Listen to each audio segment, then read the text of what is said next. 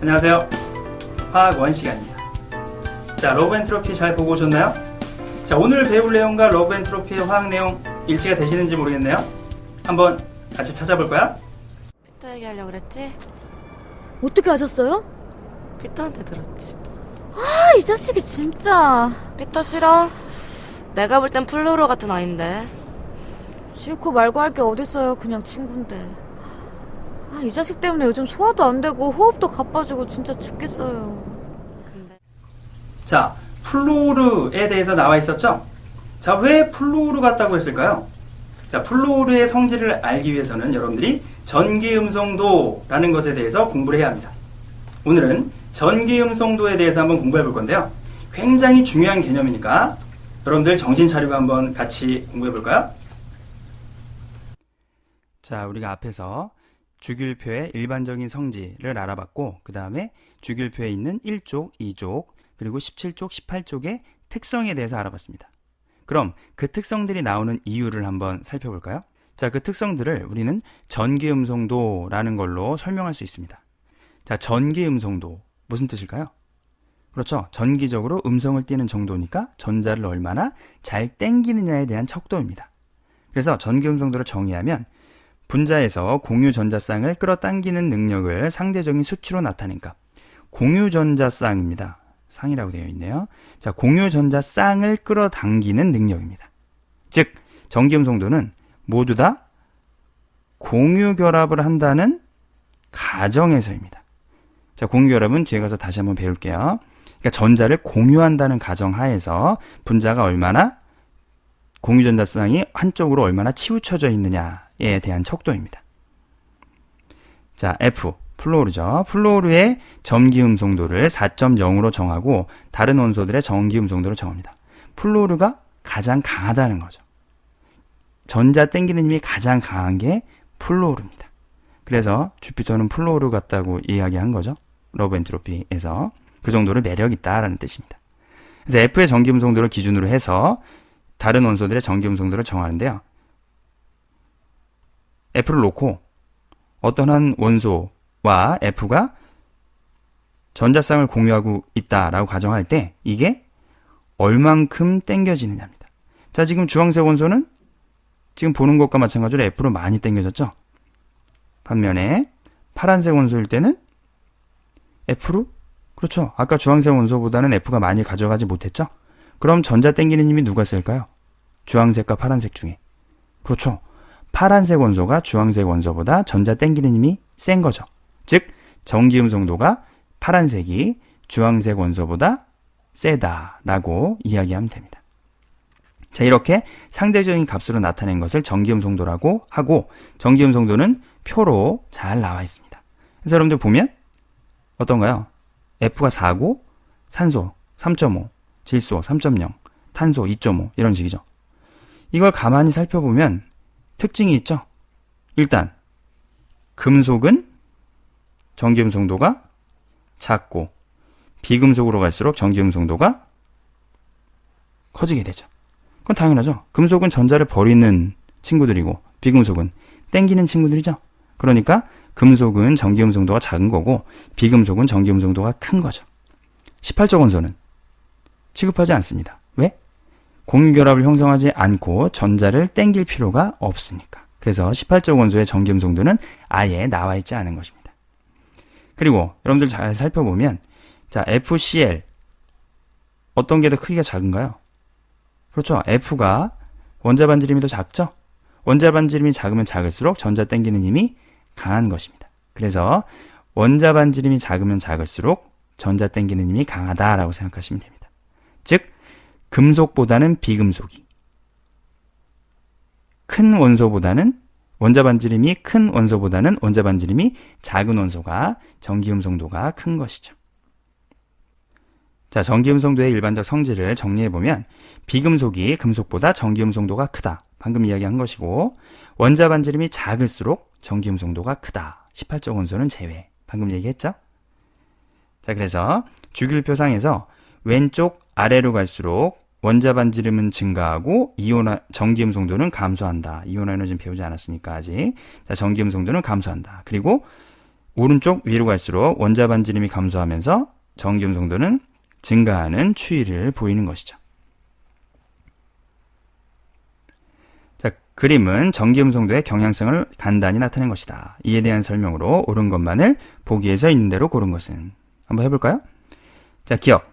나트륨의 전기음 송도는 염소 Cl보다 크다. 아니죠? 금속이 비금속보다 전기음 송도가 작으니까 나트륨의 전기음 송도는 Cl보다 당연히 작겠죠. 그러니까 기억은 틀린 보기고. 니은 18쪽 원소의 전기음 송도가 가장 크다. 18쪽 원소는 전자를 땡길 필요가 없는 친구들이기 때문에 18쪽 원소의 전기음 송도는 취급을 하지 않는다죠. 다음 티귿. 화학결합에서 전기음 송도가 큰 원소는 부분적으로 마이너스 전하를 띈다. 어떻게 생각해요? 아직 우리가 공유결합을 배우지도 않았고 극성분자, 비극성분자를 배우지도 않았지만 예측은 할 수 있겠죠? 자기가 중성인데 전자를 자기 쪽으로 많이 땡겨오면 그렇죠. 자기의 전하는 마이너스 전하를 띠게 되는 것이죠. 그러니까 디귿은 맞는 보기입니다. 2. 표는 2, 3주기 원소 A부터 C의 원자 반지름분의 이온 반지름과 전기음 송도를 나타낸 것이다. A부터 C의 이온의 전자 배치는 모두 네온의 원자와 같다. 자, 네온의 원자와 같다는 거는 1s2, 2s2, EP6라는 거죠. 네온이 10번이니까. 즉, 안정한 원자 배치를 갖는다. 핵이 있고 두 번째 껍질에 8개의 전자가 배치되어 있는 안정한 전자 배치를 갖는다라는 뜻이죠. 자, 그럼 A, B, C를 한번 비교해 보겠습니다. 자, A, B, C를 보면 원자 반지름분의 이온 반지름이 A와 B는 0점대고 C는 1점이죠. 즉, 원자 반지름분의 이온 반지름이 0점대라는 건 분자가 큰 건가요? 분모가 큰 건가요? 분모가 더 큰 거죠. 그러니까 원자 반지름이 이온 반지름보다 크다. 자, 이건 금속 원소일까요? 비금속 원소일까요? 원자 반지름이 이온 반지름보다 큰 원소는 그렇죠. 금속 원소겠죠. 금속은 원자과 전자를 버리면서 껍질이 하나 사라지니까. 즉 A랑 B는 금속 원소이고 C는 비금속 원소입니다. 그리고 전기음 송도를 보니까 C가 4네요. 그럼 C는 F겠죠. 그렇죠.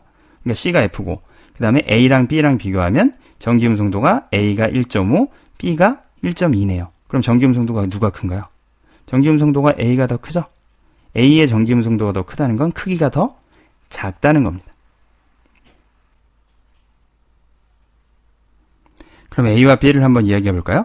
자, A와 B가 모두 다 이온이 되었을 때, 양이온이 되었을 때 A의 전자 배치도 핵이 있으면 이렇게 되고 B도 핵이 있으면 이렇게 된다는 거죠. 그럼 A랑 B랑 전부 다 전자를 버렸는데 이렇게 됐다는 거니까 A도 세 번째 껍질이 있었고 B도 세 번째 껍질이 있었다라고 우리는 이야기할 수 있습니다. 그런데 A랑 B를 비교하니까 전기음 송도를 비교하니까 A의 전기음 송도가 B의 전기음 송도보다 크네요. 즉 크기가 A가 B보다 더 작다는 거죠. 그럼 A와 B는 같은 주기, 3주기 원소인데 A의 크기가 더 작으니까 원자 번호는 A가 더 크다는 거죠. 그렇죠. 그래서 우리가 예측해 볼 수 있는 건 A가 이렇게 생겼고 B가 이렇게 생겼다라고 이야기할 수 있겠네요. 수치는 잘 모르겠지만 B는 나트륨일 것이고 A는 마그네슘 정도 되겠네요. 그럼 한번 보기를 볼까요? 자, 기억. A는 3주기 원소이다. 맞죠? 그 다음에 니은. 원자 번호는 C가 가장 크다. C가 가장 작죠? C는 F, 2주기 원소겠죠. 그러니까 니은은 틀린 보기고. 다음 디귿. 이온 반지름은 A가 B보다 크다. 자, 이온 반지름 비교하면 A는 핵이 있으면 이렇게 생긴 거고 B는 핵이 있으면 이렇게 생겼죠? 똑같죠? 아까 우리가 예측할 때 A는 2+고 B는 1+였습니다. 그럼 A가 마그네슘이라면 12번이고 B가 나트륨이라면 11번이죠. 자, 전자 껍질수가 같을 때 보는 게 전자 껍질수가 같을 때 보는 게 뭐라 그랬죠? 그렇죠. 양성자수였죠. 양성자수가 많으면 많을수록 자기 쪽으로 전자를 세게 당기기 때문에 크기는 작아진다 라고 이야기했습니다. 즉 A와 B를 비교하면 A의 양성자수가 더 많으니까 크기는 더 작겠죠. 그래서 이온 반지름은 B가 더 크다입니다. 그러니까 이것도 틀린 보기가 되겠네요. 그래서 답은 기억. 자, 여러분들 전기음성도에 대해서 이제 좀 알겠나요? 자, 전기음성도를 알았으면 다음 시간에 배울 이온화 에너지를 이해하는 데 굉장히 도움이 됩니다. 자, 이온화 에너지의 개념은 굉장히 중요한 개념이니까 전기음성도와 더불어 이온화 에너지 반드시 알아둬야겠죠? 그럼 다음 시간에 만나요.